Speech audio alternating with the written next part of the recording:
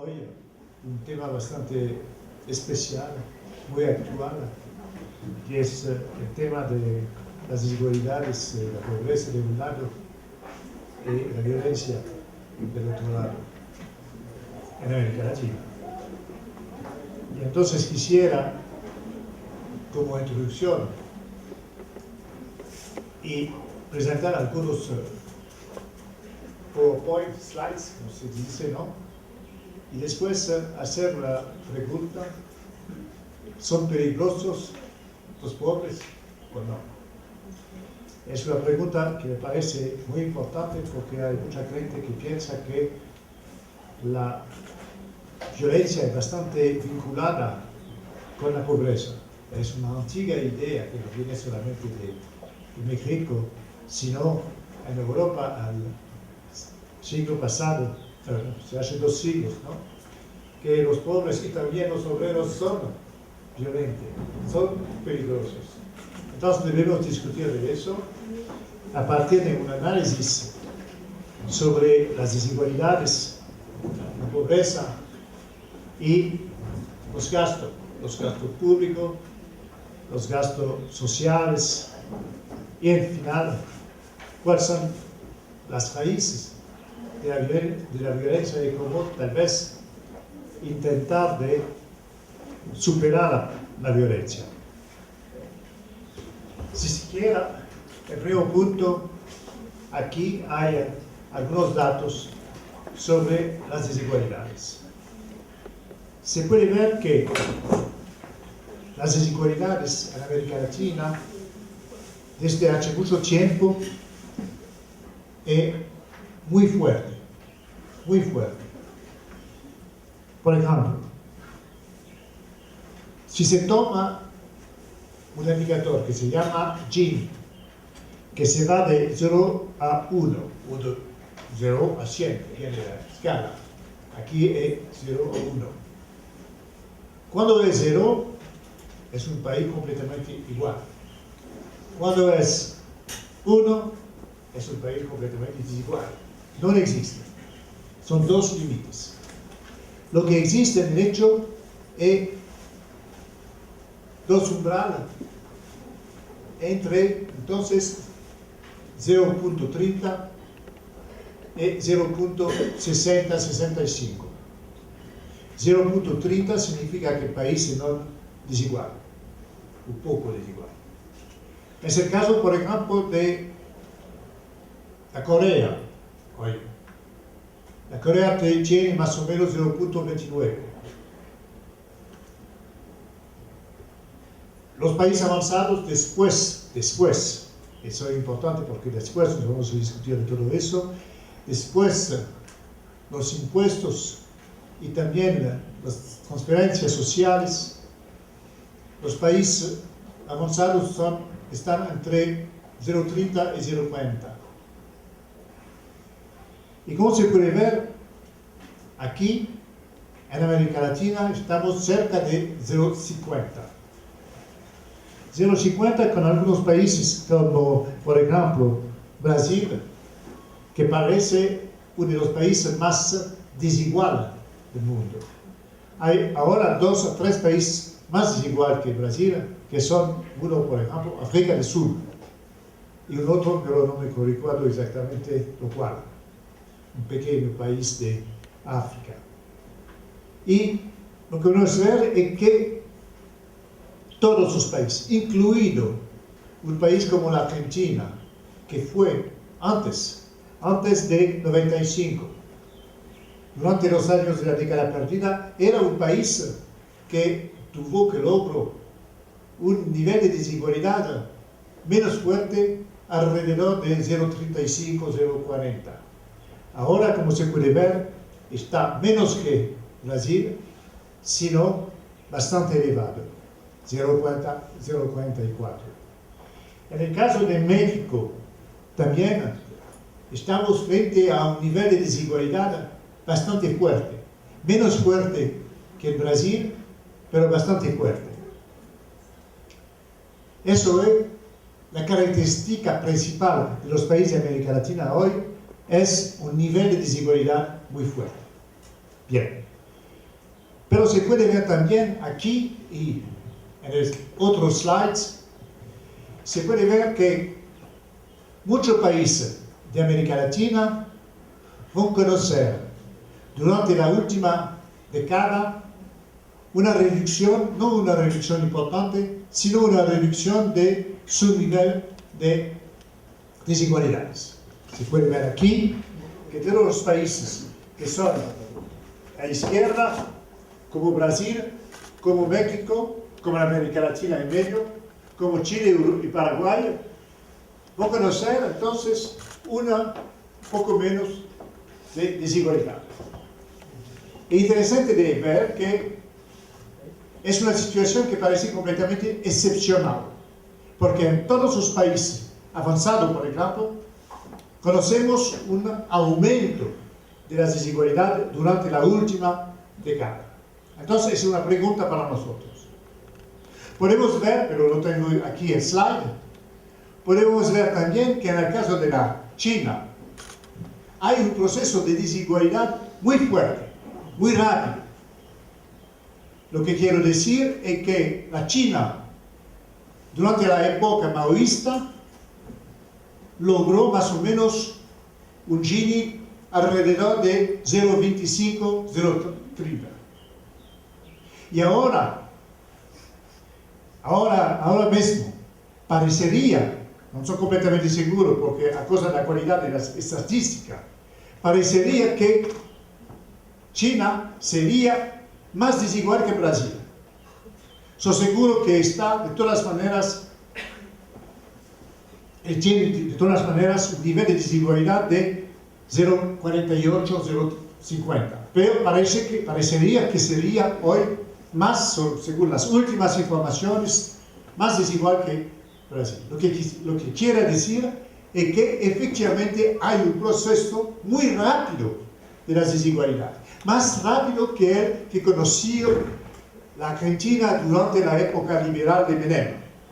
Entonces, es una pregunta para nosotros a saber por qué existe en los países más desiguales del mundo, a excepción hoy de la China, existe una caída, no tan fuerte, pero una caída también, por casi todos los países de América Latina.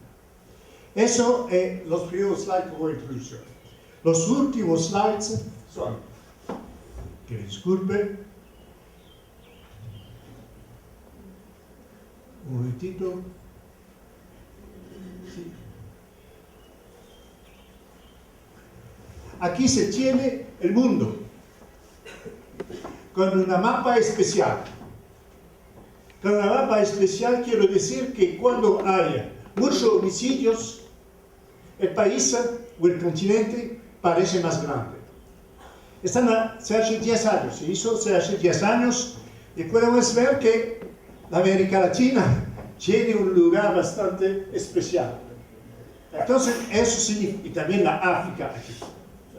Eso implica entonces que los homicidios, la violencia medida a partir de los homicidios, la violencia no se iguala en todos los países. Lo que quiero decir que hay países que tienen un nivel de homicidios muy fuerte.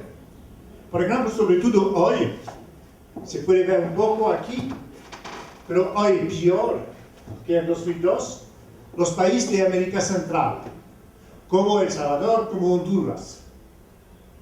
Pero también, desde hace algunos años, un país como México. Y otros países no conocen una grande, ¿cómo se llama?, gran nivel de violencia, como por ejemplo la Argentina, ¿se puede ver?, o Chile.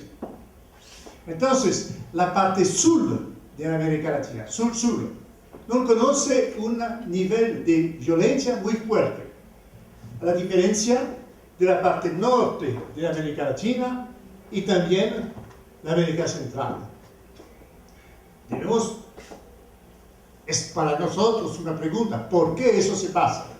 Y también debemos pensar una otra cosa al nivel de la violencia, es que cuando se ve, por ejemplo, la mapa, 3 mapas, no sé si se puede ver, 3 mapas de México, en 3 momentos diferentes, más roto es, más violento es.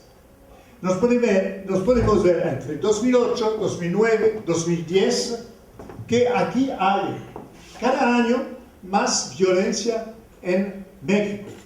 Las partes rojo son muy importantes en 2010 que en 2008.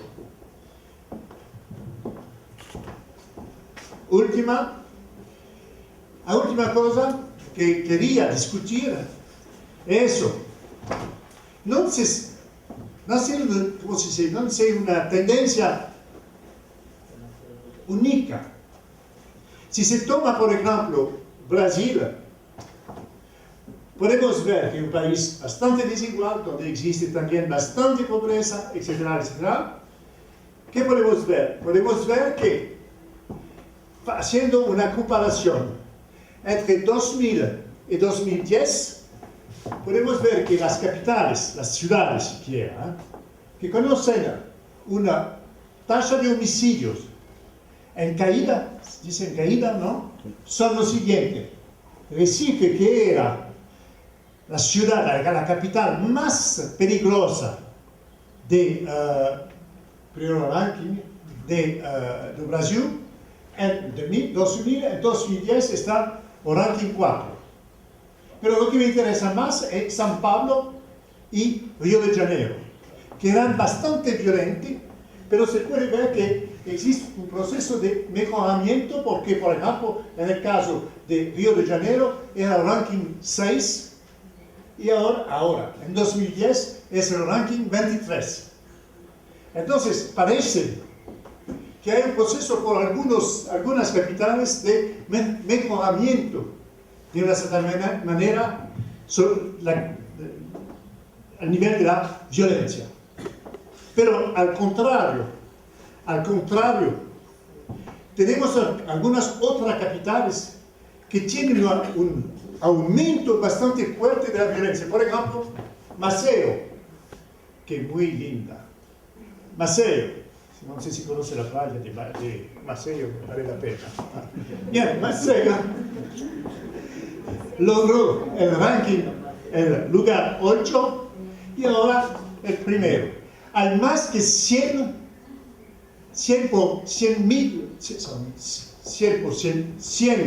homicidios por 100.000 personas. Y mucho. Por ejemplo, para hacer una comparación, en media, en México es alrededor de 24 por 100.000. Entonces, podemos ver que aquí hay un problema. Y si se toma Bairro, al interior de Maceió, podemos ver que hay algunos barrios que son mucho más peligrosos. Cuando se toma también una otra playa, bastante buena también, que se llama João Pessoa, que costó mucho. Ahora, el lugar es segundo, el ranking. Cuando se toma San Luis, San Luis es absolutamente maravilloso también. No sé por qué existe una relación entre el carácter maravilloso de una ciudad y la violencia. Bueno, me gusta mucho San Luis. Estar en 2 meses en San Luis, es una ciudad absolutamente maravillosa. Infortunadamente ahora sufre de un aumento de la violencia. Salvador de Bahía, Belém, etcétera, etcétera. Salvador de Bahía, Belém son ciudades bastante importantes en el nordeste. Por Salvador, el nordeste del Brasil, Belém por el norte del Brasil. Son capitales de estados bastante importantes. Entonces, ¿por qué? Porque hay algunas que tienen un mejoramiento y otras no. ¿Es en relación a la pobreza?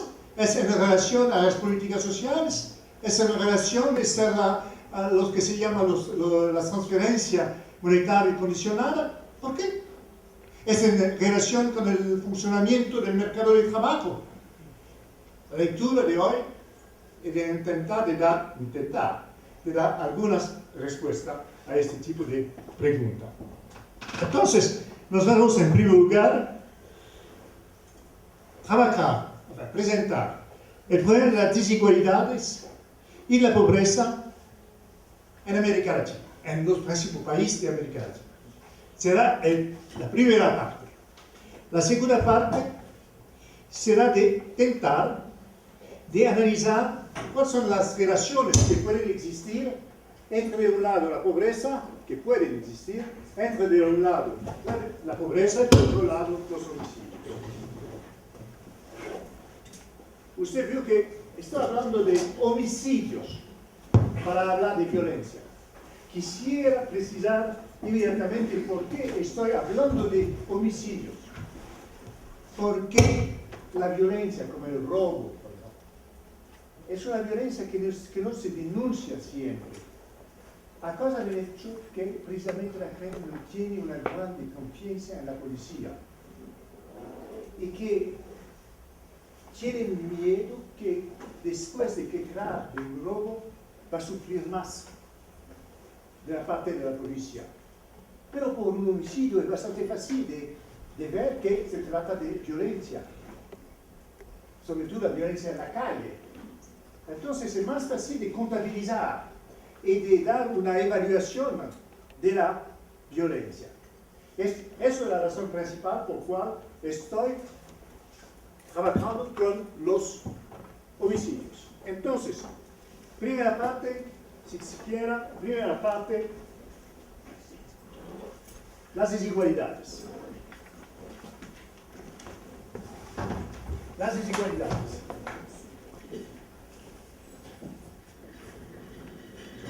Debo retomar. Se recuerdo que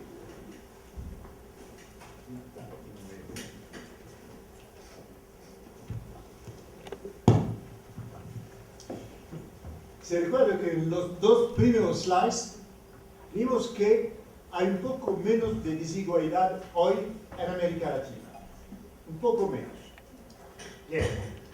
Al contrario de lo que observamos en los países avanzados o en China. Hay un poco menos, pero las desigualdades se ubican en un nivel bastante alto. Muy alto. Bien. Podemos ver aquí, en este último slide, podemos ver por toda la América Latina, de un lado, lo que se llama la extrema pobreza. Después, la pobreza. Y en final, tasa de crecimiento, en azul. En los otros días,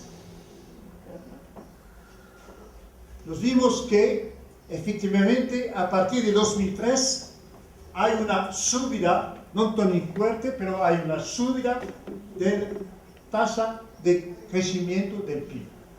Aquí el PIB es medido a partir de una tasa de cambio que se llama poder de compra, para precisamente neutralizar los efectos de una apreciación, una depreciación de la moneda. Bien. Y lo que podemos ver también es que hay una evolución aparentemente favorable de la pobreza. Hay menos pobres hoy que ayer. Son las líneas rojas. ¿De qué se trata cuando se habla de pobreza? Se trata de hablar de una pobreza absoluta. Absoluta. Lo que quiero decir es completamente diferente de medir la pobreza en mi país y aquí. En mi país la pobreza es relativa. Entonces eso significa que en mi país, en Francia, no se puede eliminar la pobreza, porque se trata de un problema de desigualdad de los ingresos. Para saber quién es pobre, qué son los pobres, los pobres son las personas que tienen un ingreso que corresponde a la mitad del ingreso medio. Aquí totalmente diferente. Aquí la manera de medir la pobreza es a partir de una canasta de bienes alimentarios, pero también transporte, casa, etc. Entonces es una suma de dinero. Se tiene esa suma o no se tiene esa suma. Entonces usted es pobre o no pobre.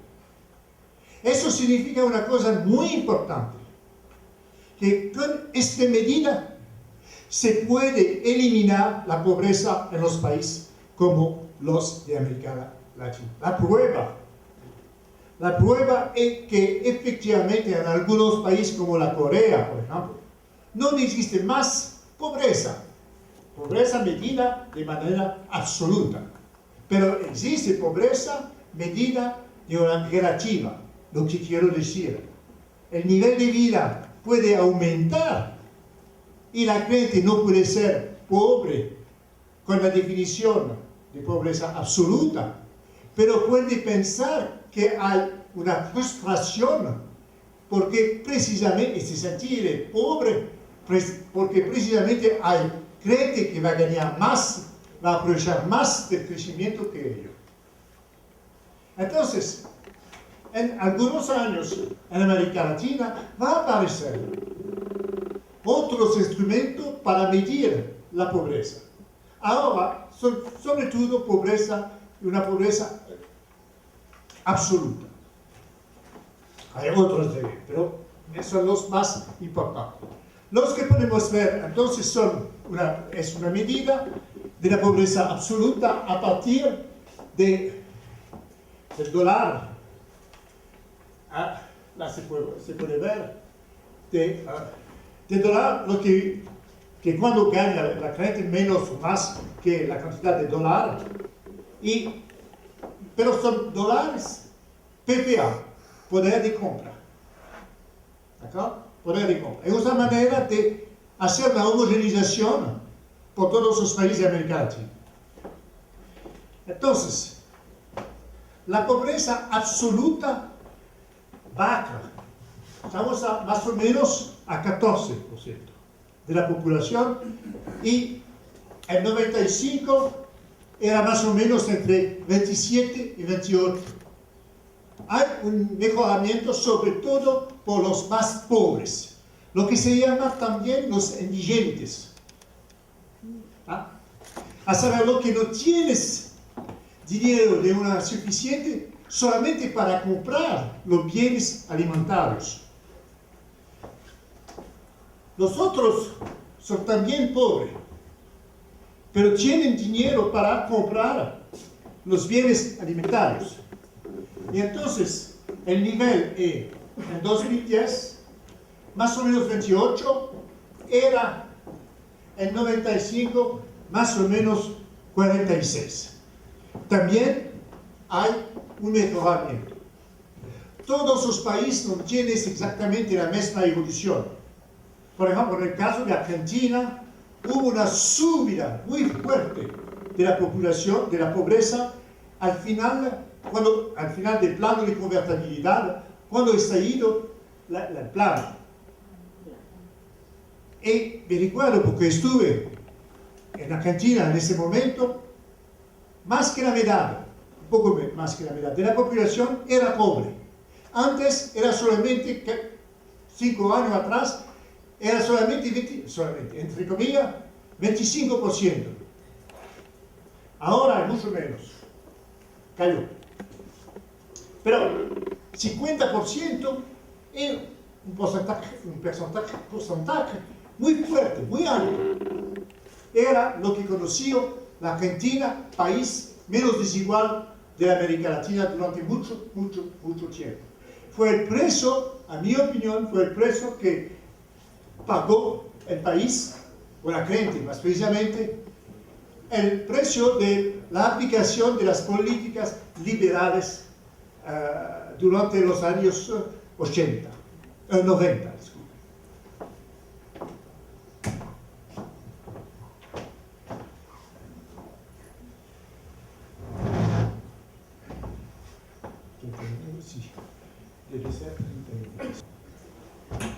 Hay una relación entre desigualdad y pobreza.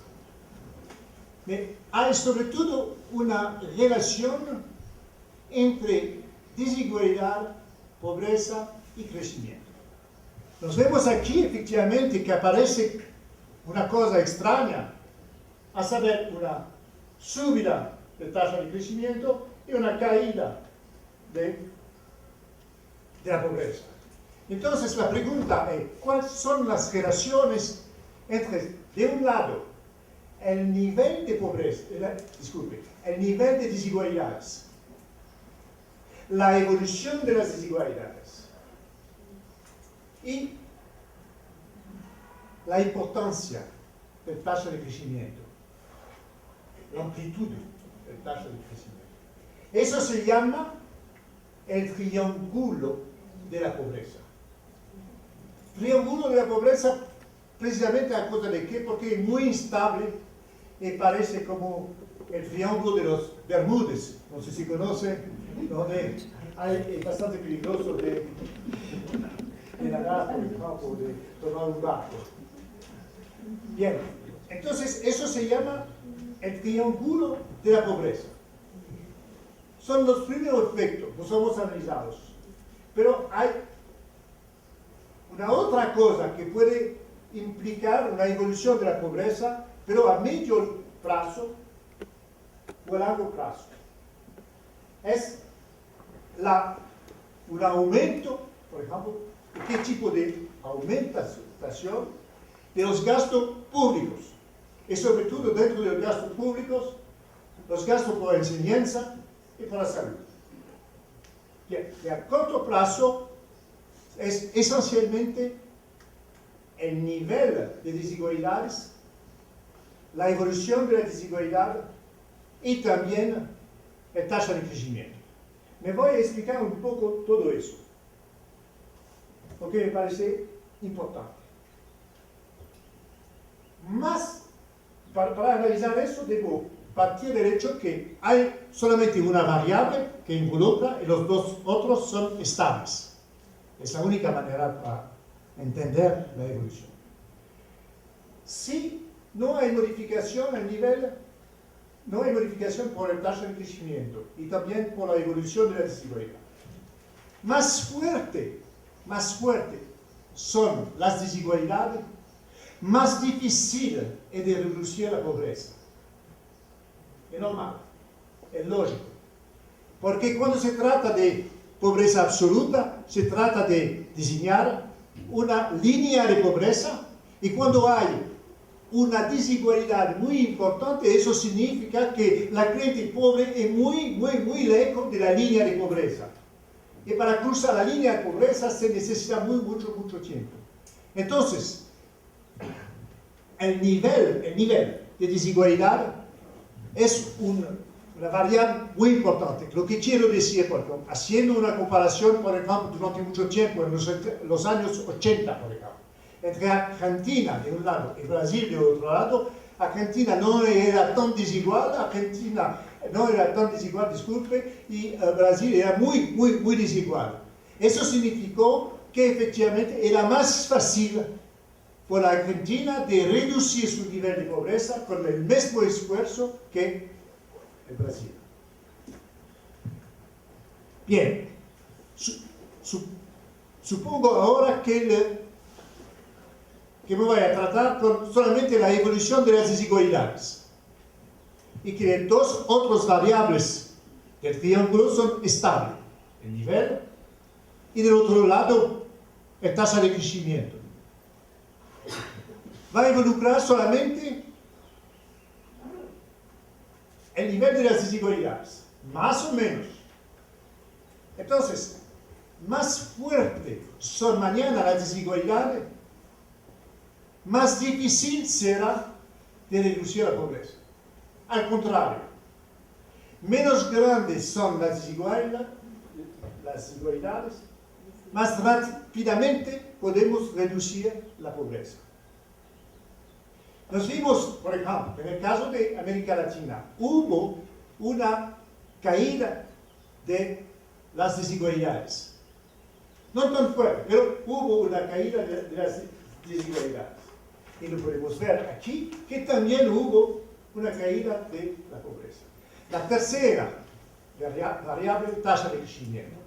La tercera variable, tasa de crecimiento, los dos otras están estables. Eso significa que más fuerte es tasa de crecimiento, más rápidamente la gente pobre va a cruzar la línea de pobreza y no será más pobre, entre comillas, ¿verdad? Estas son solamente definiciones. En el caso, por ejemplo, de la China, China tiene una tasa de crecimiento alrededor de 10%, es mucho. Eso desde hace más que 30 años. Bien, nos vimos también que China era un país cada día más desigual.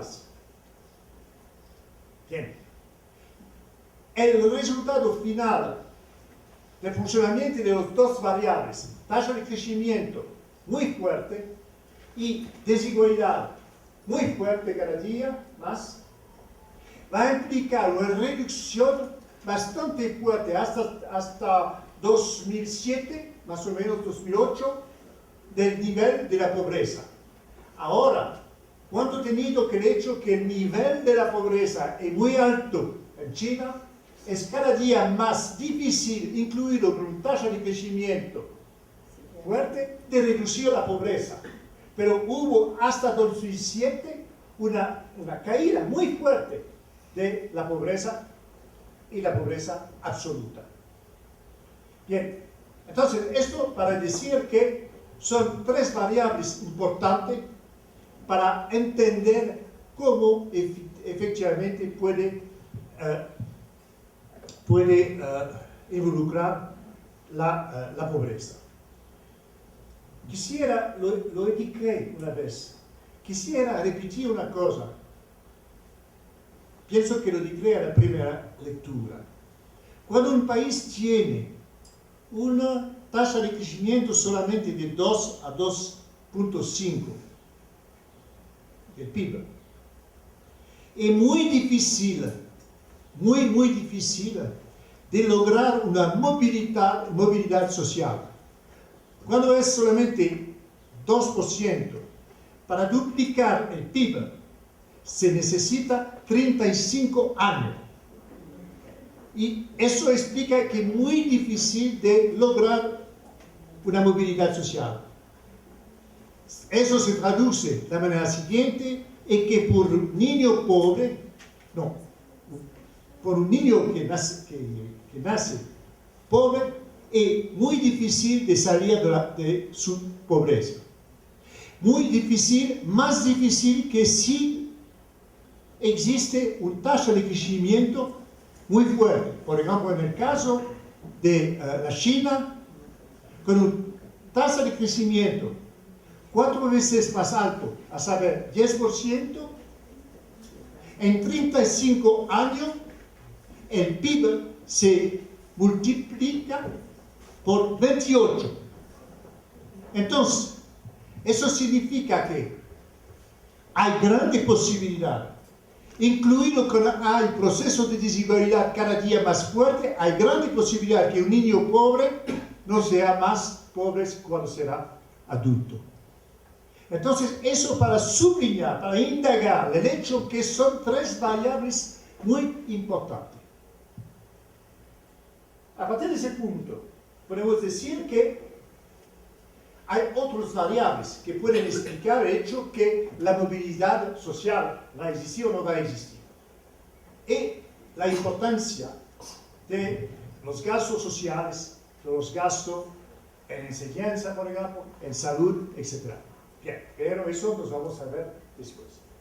Quisiera, antes de discutir de los gastos, de todos los gastos sociales, quisiera discutir de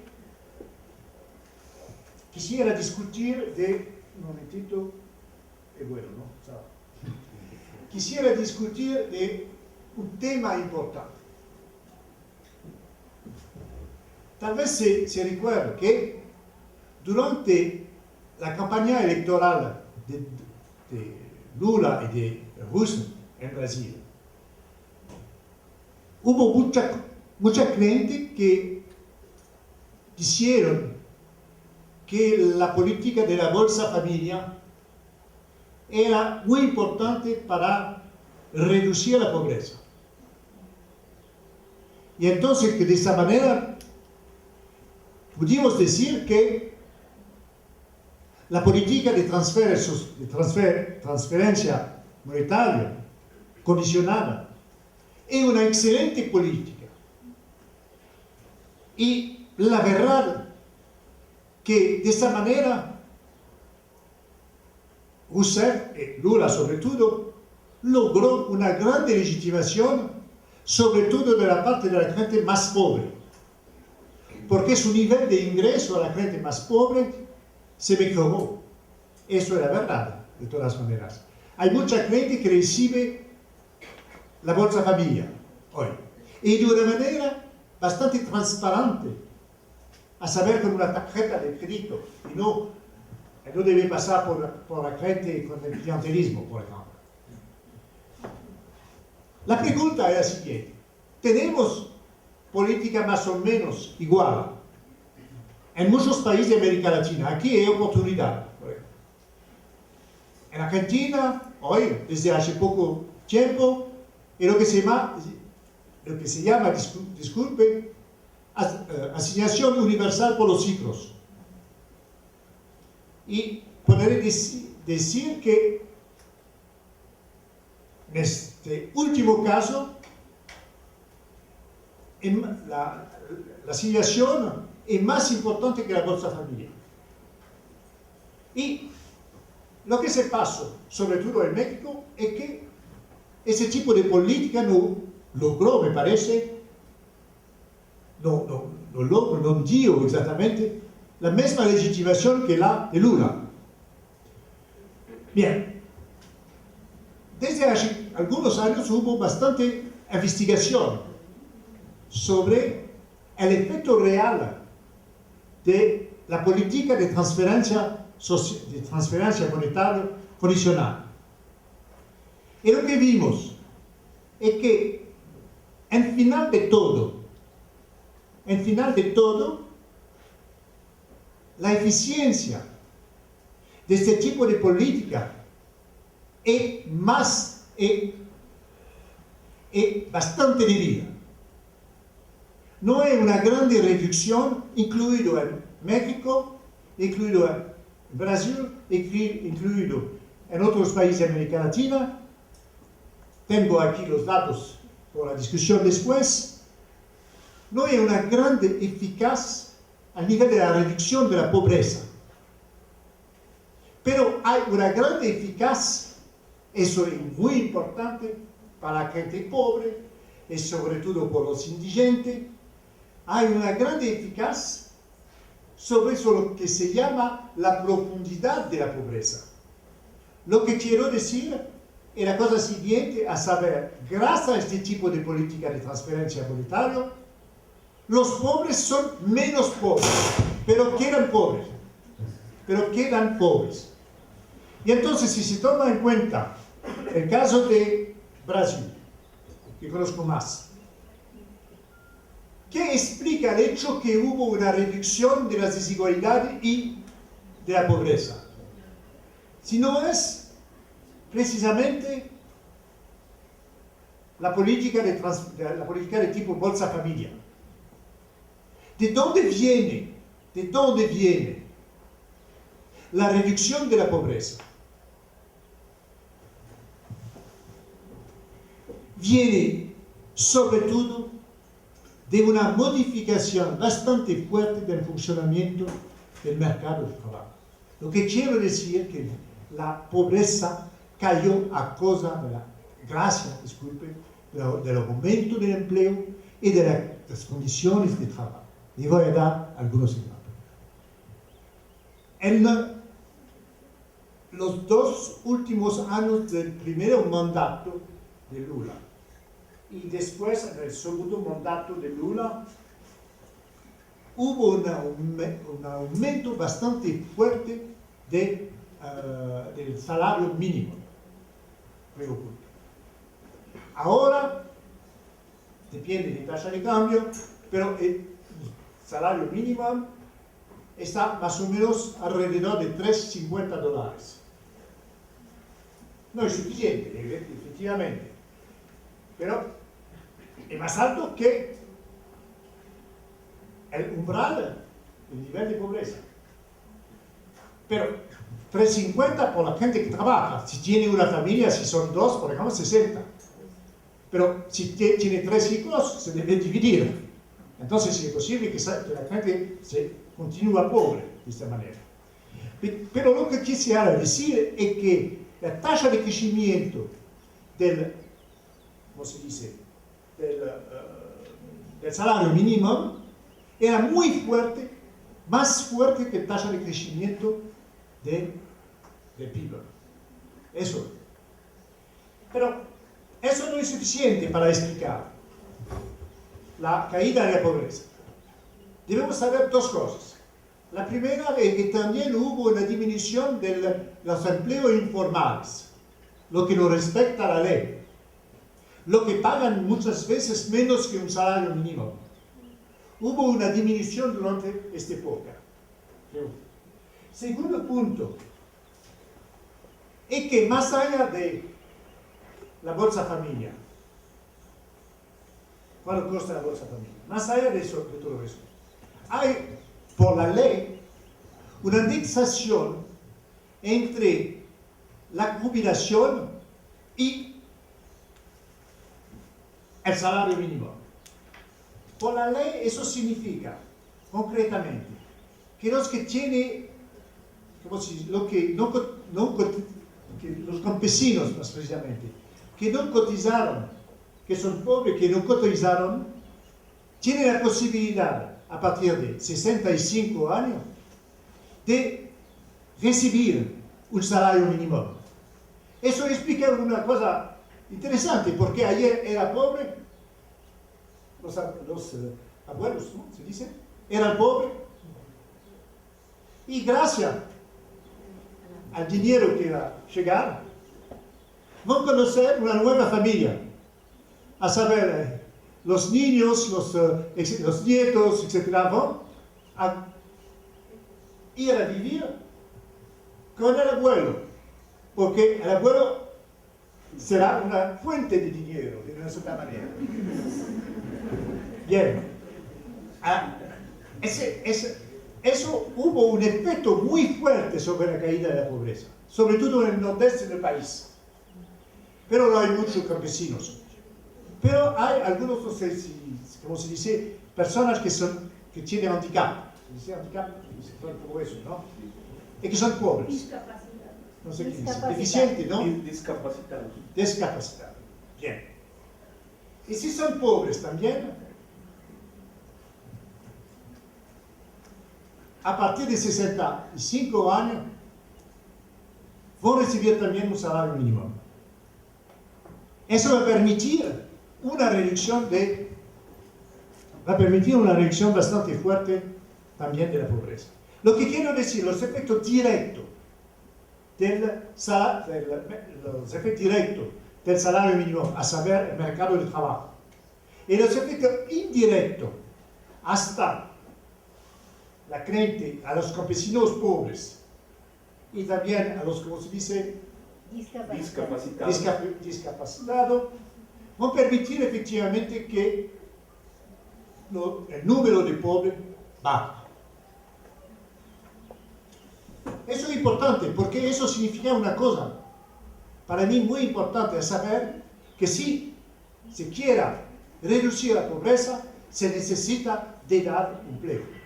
Y que la política de transferencia social es importante, sí, pero para reducir la profundidad de la pobreza. Pero la única manera para salir de la pobreza es de lograr un trabajo. Con un salario mínimo que aumenta.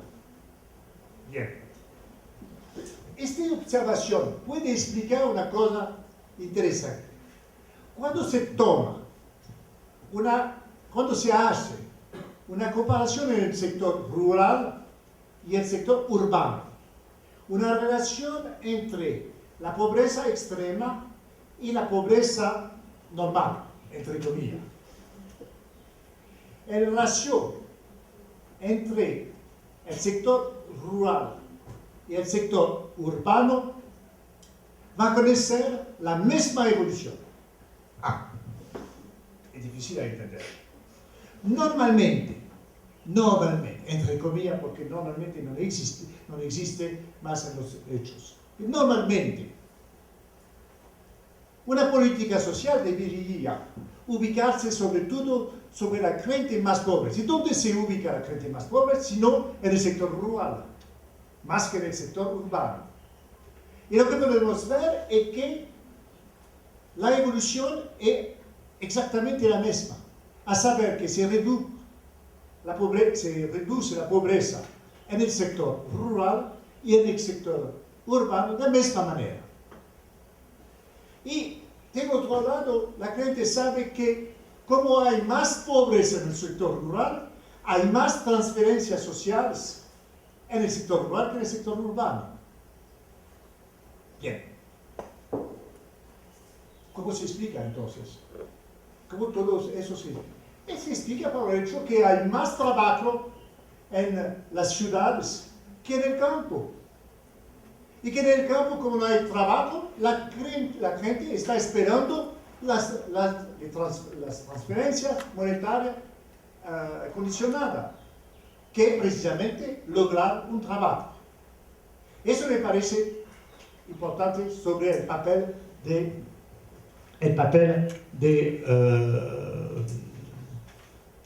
mercado de trabajo.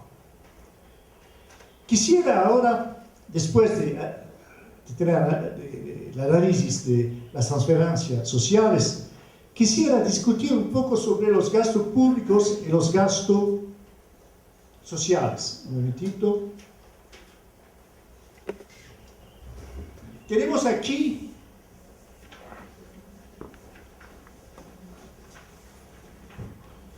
los gastos públicos frente al PIB. Interesante de ver, hay dos cuadros. Voy a ver el primero y después el otro. Dos cuadros. Aquí la primera época es 65 hasta 90. La segunda época es 2006 a 2007.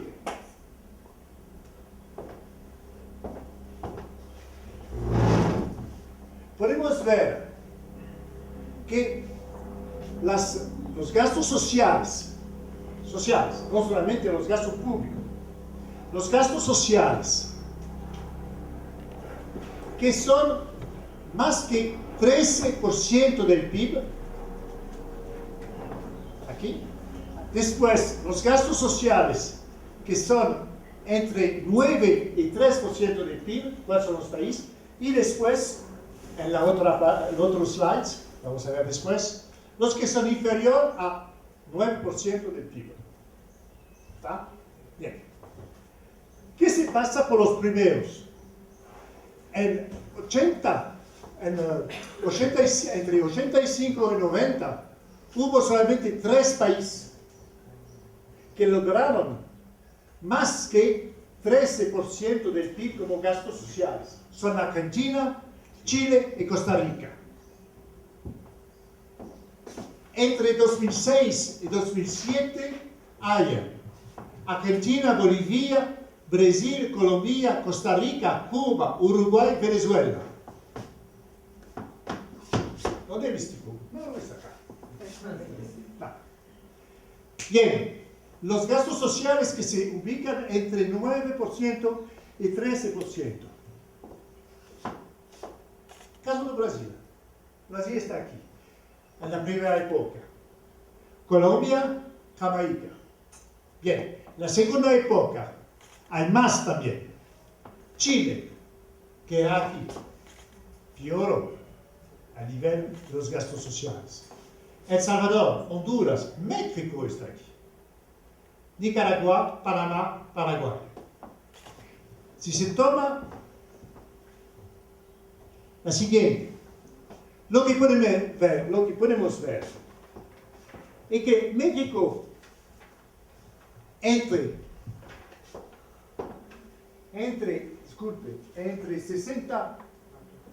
85 y 90 tuve menos que 9%. Se mejoró un poco porque precisamente vimos que está entre 9% y 13%.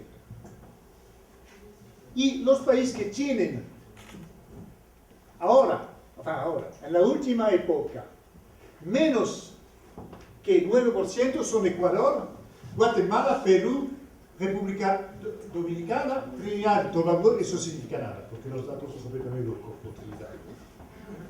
Es un paraíso fiscal, entonces no significa nada.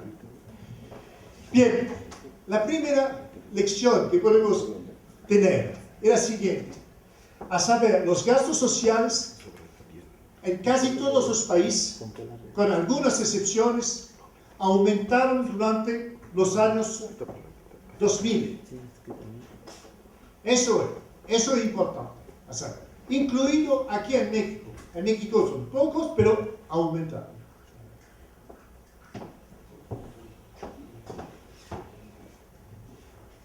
Si se toma ahora la relación entre los gastos, sociales y los gastos públicos por tres países, aquí, nos podemos ver que la relación, primer punto, de gasto público frente al PIB es en Argentina 36%, en Brasil un poco más que 40%, depende de la manera de medir. En México, sobre todo en México, es 20%, 21%, pero aquí también depende de la manera de medir. Cuando se hace una armonización, tomando en cuenta otras cosas que se olvidan aquí, el tamaño de los gastos públicos frente al PIB más o menos 27%, pero menos que los otros países, mucho menos. Y la relación entre los gastos sociales y el último y el gasto público en Argentina es más que 70%, en Brasil 65% y aquí solamente 50%. ¿Cómo se explica eso? Sobre todo, y no solamente, pero sobre todo por el hecho que el sistema de jubilación es completamente diferente. Lo que quiero decir, en Argentina hoy es sobre todo un sistema que se llama de reparto, a saber, una solidaridad entre todos los trabajadores y los que no son trabajadores, que tienen la capacidad de recibir dinero que viene, cuando son viejos, que viene de la gente que trabaja. Y en México, en Chile también, eso explica el hecho que la situación peoró en Chile, hubo un sistema que se llama de capitalización, no para todos, con alguna excepción, pero por una parte muy importante de la gente, un sistema entonces de capitalización que permite de recibir dinero si se ahorra dinero durante su vida de trabajador. Me recuerdo que durante los años 90 hubo mucha propaganda sobre el hecho que el sistema de capitalización era el mejor de todos. Y algunos países como México iniciaron, o Chile, Colombia por parte, iniciaron este tipo de proceso. Argentina también con Menem durante la época de los años 90. Pero el hecho es que este tipo de sistema, sobre todo cuando ha tenido, como se dice, de dos cosas, a saber que las bolsas de valores no son siempre buenas, primer punto, y segundo punto, que muchas veces no hubo una obligación para la cliente o su dueño, el dueño de la empresa, de poner dinero en el sistema de capitalización. Por dos razones, entonces, hubo en muchos países, como Argentina, sino también en Brasil, por parte importante, una vuelta del sistema de reparto. Entonces, aquí, de una cierta manera, podemos decir que la importancia por Brasil y Argentina, la importancia de los gastos públicos frente a los gastos sociales, frente al gasto público, viene precisamente no solamente del esfuerzo bastante fuerte a nivel del gasto de enseñanza de la salud, sino también de la jubilación. Pero lo que me interesa también es que si el porcentaje es muy importante aquí, en Argentina o en Brasil, y para entender lo que significa eso, debemos hacer la relación con la importancia de los gastos públicos frente al PIB también.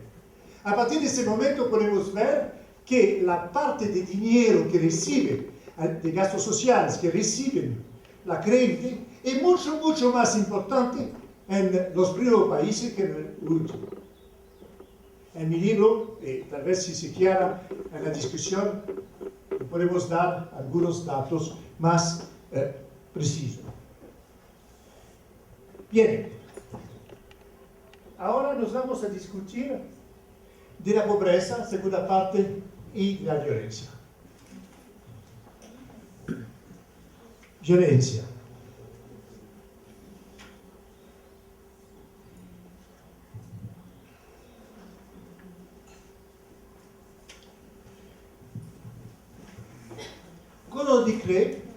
Como lo dije, hay mucha gente que piensa que hay una relación directa entre la pobreza y la violencia.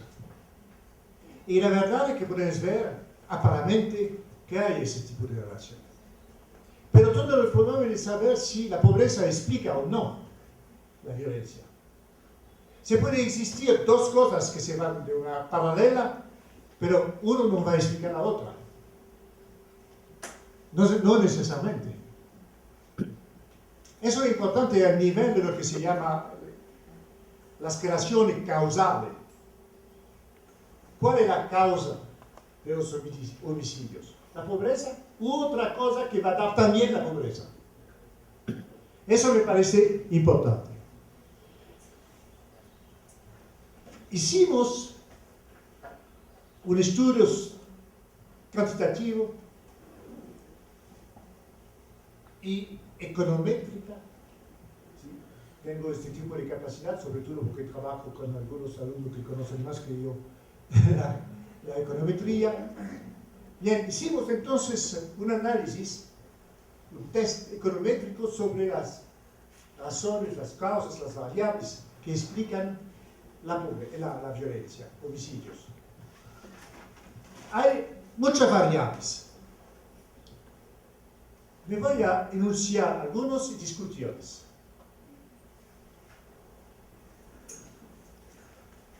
Hay, por ejemplo, lo que se llama el urbanismo.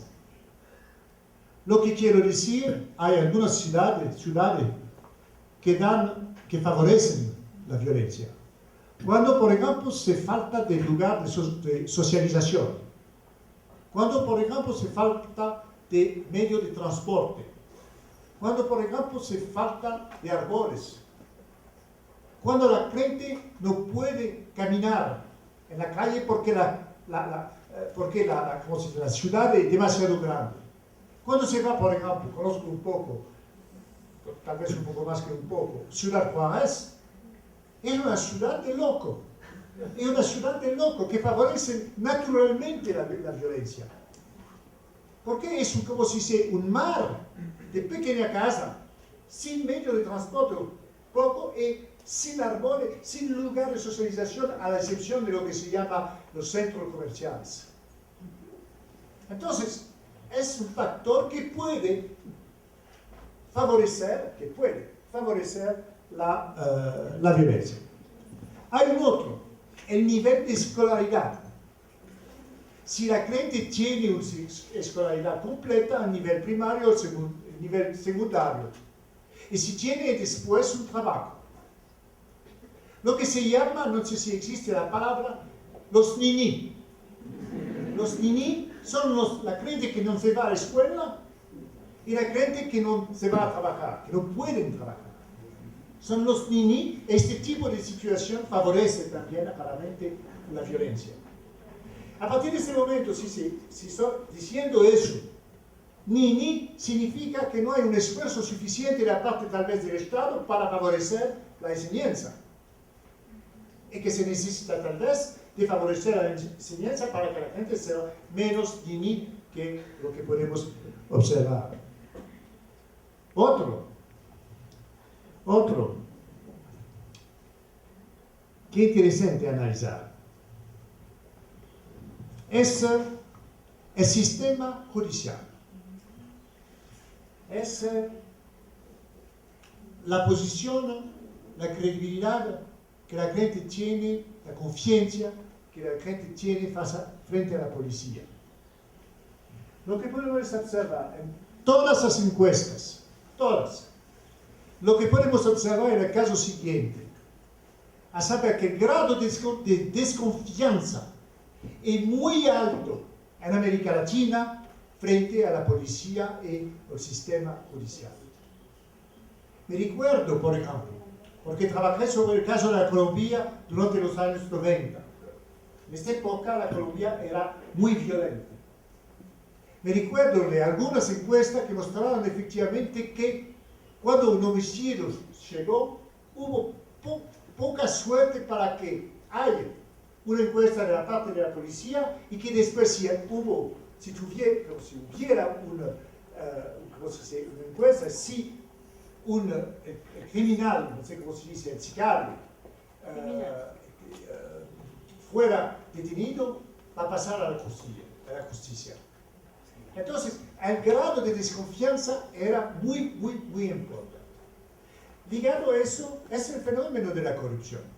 Cuando estoy hablando de las instituciones de una cierta manera, el grado de confianza frente a las instituciones, como el sistema judicial, como el sistema policial, estoy hablando de la posibilidad, no la posibilidad que, por ejemplo, puede existir un Estado narco. Porque el Estado narco funciona de esta manera, comprando precisamente la policía, comprando también los políticos, etcétera, etcétera. Es interesante este cuadro, este slide. El sistema fiscal en América Latina es completamente regresivo. Lo que quiero decir es que si hay la posibilidad de aumentar los gastos sociales, eso pasa por una modificación importante de todo el sistema fiscal. Eso me parece muy importante porque eso significa también un problema político. ¿Por qué el sistema? No, antes de saber por qué el sistema fiscal es regresivo, debemos dar solamente, hablé de eso antes, un dato. El famoso Gini, que es un indicador no tan bueno, pero es un indicador sobre la desigualdad entre los ingresos. Muestra que si se toma a los países de la OCDE, a excepción de México, si se toma a los países de la OCDE, el Gini antes de los impuestos y las transferencias sociales es más o menos de 44, 43.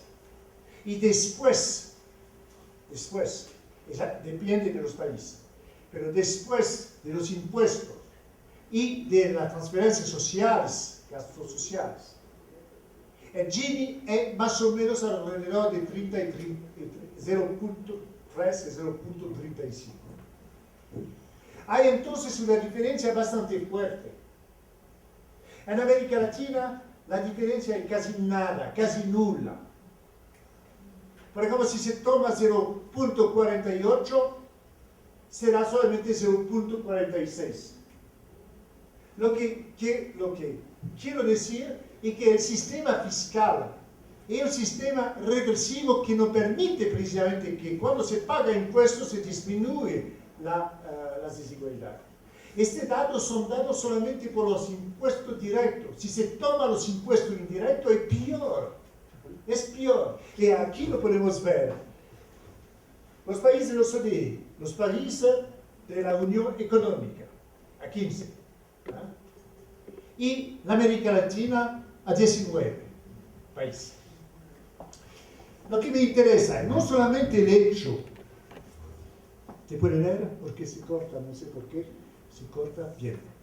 Se puede ver, la primera línea se trata de cotizaciones sociales. La segunda, impuesto indirecto. La tercera, impuesto directo. La última es la sopa. Por los países de OCDE es más o menos, el total es más o menos 36% del PIB. Por los países de la Unión Económica es más o menos 40%. En América Latina, por todos los países, 19, no por Brasil, mucho más. Es más o menos 18-19%. Bastante menos, pero eso lo sabía. Lo que quiero saber es dentro del impuesto, ¿qué se pasa?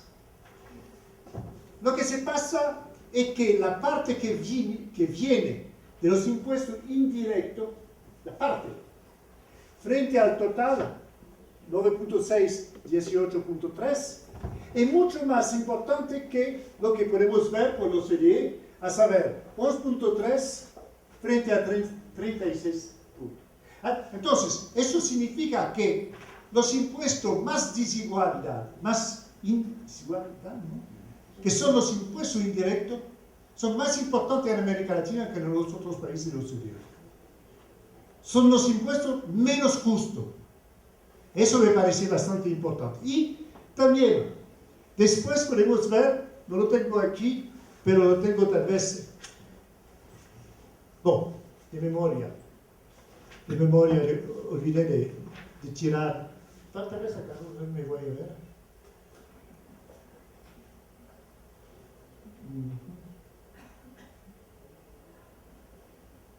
De memoria, entonces. De memoria, lo tengo aquí. Tengo en mi libro. Lo que me interesa es que dentro de los impuestos directos, la parte que paga las personas físicas, la parte, es menos importante que en los países de los OCDE. Lo que quiero decir es que la parte que pagan las empresas, pagan poco, pero la parte que pagan las empresas es más importante que la parte que lo que pagan las personas físicas. Entonces, durante mucho tiempo hubo una especialidad en los países de América Latina, a saber que la gente paga poco dinero frente a su ingreso, mucho menos que en mi país. Me recuerdo que una vez estaba discutiendo con algunos amigos brasileños que me dijeron, no, debo pagar 25% de mi salario. ¡Horrible! ¿Ah, bon? ¿Ah, bon? En Francia pago 45%. 45%. Entonces, es una otra medida, es otro mundo. Y después la gente me dijo, pues sí, es verdad, pero nuestro Estado no tiene los mismos servicios públicos que el tuyo. ¿Verdad? Porque mi Estado porque tiene precisamente regulación. Si no tiene regulación suficiente, la gente de capas medias, va a enviar sus crianzas, sus hijos, hijas, va a enviarlos, ¿dónde? En escuela privada. Pero muchas veces tiene la posibilidad de reducir los impuestos a partir de lo que paga por las escuelas privadas. Entonces, lo que quiero decir, el funcionamiento del Estado no está el mismo. El funcionamiento del Estado no está el mismo cuando no hay de una vez suficiente la recaudación. Y entonces, sí se necesita de aumentar los gastos sociales y los gastos públicos. Eso pasa, a mi opinión, por una reforma fiscal muy importante. Tal vez es el primer objeto. Y cuando estoy leyendo la prensa, es que observo que muchas veces la reforma fiscal es solamente de aumentar, por ejemplo, los impuestos, una vez más, los impuestos indirectos sobre los productos alimentarios o sobre la medicina, como parece que se hace aquí, no estoy seguro, de una propuesta. Bien, pienso que eso va piorar el sistema y no mejorar el sistema. Entonces, eso me parece bastante importante. Entonces, a mi opinión, disminuir la violencia será difícil. No se trata solamente de cambiar de política a Calderón, por ejemplo, por otra política. Más que eso, disminuir la violencia implica otra cosa que la policía o las fuerzas armadas. Y voy a concluir solamente a través de lo que se pasó en el caso de Río de Janeiro. Hay favelas bastante peligrosas, bastante. Hay algunas que no son peligrosas, que donde existen muchos pobres. Pero efectivamente los más pobres, las favelas más peligrosas son las que tienen un rol particular al nivel del narco. Lo que se pasó en este tipo de favela no existió más el Estado, los servicios públicos. Lo que existió eran los narcotraficantes que de una cierta manera obtuvieron una legitimación gracias a todos los servicios que pueden dar a la gente, precisamente porque el Estado no puede dar este tipo de servicios, como la luz, por ejemplo, la agua. Eso explica de una cierta manera que los narcos tienen la capacidad de lograr una legitimación, no siempre, a veces, una legitimación de la parte de la gente pobre. ¿Qué se pasó en este tipo de favela? No todas, es un proceso ahora. ¿Qué se pasó? Las fuerzas armadas entraron en la favela, expulsaron los narcos. Pero lo que más importante es que quedaron en la favela, haciendo una política social, una vuelta del Estado, en nuestra manera, con los servicios públicos. Y solamente después se retiraron. Entonces, lo que quedó era una policía que se dice de proximidad.